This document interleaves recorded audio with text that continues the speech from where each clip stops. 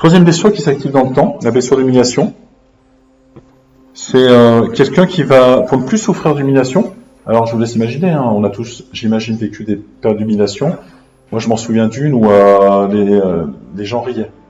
Mais ils riaient, vous savez, on récite une poésie, puis il y en a un qui rit, mais quand vous récitez la poésie, vous savez pas s'il riait parce que vous récitez mal, ou parce que l'autre lui a raconté une bonne blague, ou parce qu'il avait un truc au plafond et puis ça l'a fait rire, ou pour peu importe la raison. Vous retenez juste, waouh, je récite ma poésie, il y a quelqu'un qui rit, c'est pour moi. Vous voyez, alors des fois ça n'a rien à voir. Et pour plus jamais souffrir de l'humiliation, eh bien on développe un masque qui s'appelle le masochisme. Et le masochisme, ça veut pas dire, vous savez, sadomasochisme, hein, c'est pas ça. C'est bon, un petit peu quand même. C'est que on va avoir tendance à s'oublier au service des autres. On va avoir honte souvent. C'est les gens qui se tâchent beaucoup au restaurant, qui disent ah regarde, je me suis encore taché, puis on s'essuie la tâche, machin, ou le truc. C'est des gens qui vont aussi rire d'eux et se moquer d'eux-mêmes et pensant faire rire les autres. Ça évite que les autres se moquent de nous. Hein, c'est un peu un mécanisme de défense. Ce genre de choses.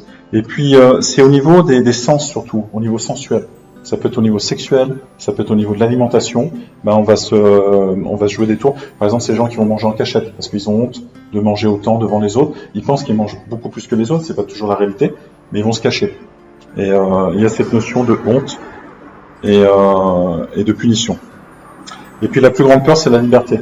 Parce que s'ils étaient libres, ils devraient prendre leurs propres décisions et ça serait compliqué.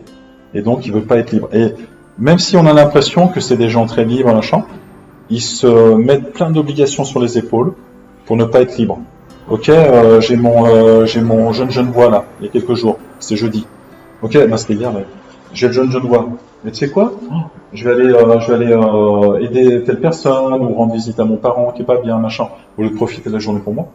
Alors que j'en ai besoin vraiment. Vous voyez, c'est des choses comme ça. Je vais aller te faire tes courses parce que je vais faire les courses, machin. Donc voilà, donc la liberté c'est vraiment une peur pour eux. Et puis, bon, on va passer sur l'alimentation, les maladies possibles. Et puis la question qu'on peut se poser pour commencer à guérir, c'est a-t-on vraiment besoin de plaire pour vivre? Est-ce que j'ai besoin de plaire à mes parents? Est-ce que j'ai besoin de plaire à mes frères et sœurs? Est-ce que j'ai besoin de plaire à mon partenaire? Est-ce que j'ai besoin de plaire à mes collègues? Posez-vous la question. Et la réponse est... C'est compliqué de se dire non. Parce que vous n'êtes plus dans cette blessure-là, et vous n'êtes plus dans ce... Ah mais qu'est-ce que va dire mon patron si je lui dis non, ça va lui déplaire? Ok. C'est compliqué, hein, ouais. Mais c'est un exercice.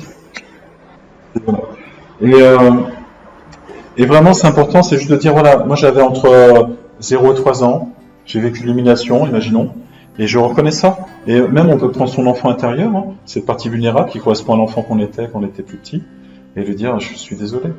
Et rassure-toi, regarde la personne que je suis devenue. Je suis un adulte, consciencieux, j'ai toutes ces qualités. Et tout ça, ça va t'aider à développer tout ça. Donc, c'est un vrai cadeau, même si c'est compliqué, même si c'est dur, c'est un véritable cadeau. Donc, on peut prendre l'enfant intérieur, puis faire un processus de réconciliation avec lui, et voir ce qui se passe. Vous voyez? Donc, c'est juste aussi de se rendre compte que des fois on se rabaisse, des fois on s'humilie. Et on peut même humilier les autres en faisant à leur place. Hein. J'ai même vu des parents qui faisaient les devoirs maison des enfants pour que l'enfant ait une bonne note. Et ça rend pas l'enfant autonome. L'aider, oui, mais le faire à sa place, non. Vous voyez, c'est des exemples comme ça. Donc, voilà. Après, le parent dit, ouais, t'as eu 17 sur 20. J'ai eu 17 sur 27. Je vous dis ça parce qu'on était un peu là-dedans, nous.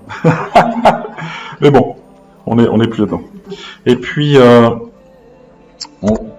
on s'aperçoit que le vrai cadeau derrière cette blessure, c'est des personnes qui deviennent audacieuses, aventurières, qui ont de vraies qualités dans beaucoup de domaines, y compris les domaines artistiques, et qui savent reconnaître leurs besoins, qui sont souvent des très bons médiateurs pour arbitrer quand une situation est conflictuelle au travail, pour faire l'arbitrage. Ça, c'est des personnes qui sont géniales à ce niveau-là.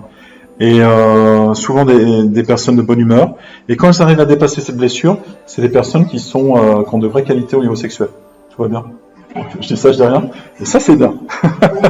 Parce qu'elles arrivent à accepter leur corps, à accepter aussi que c'est pas un péché, même si elles ont perçu ça quand elles étaient plus petites, et qu'il y a se faire plaisir dans tous les domaines de la vie, c'est important. On est là pour expérimenter. de la joie, du plaisir, et c'est aussi notre condition d'être humain qui permet ça. Donc autant en profiter.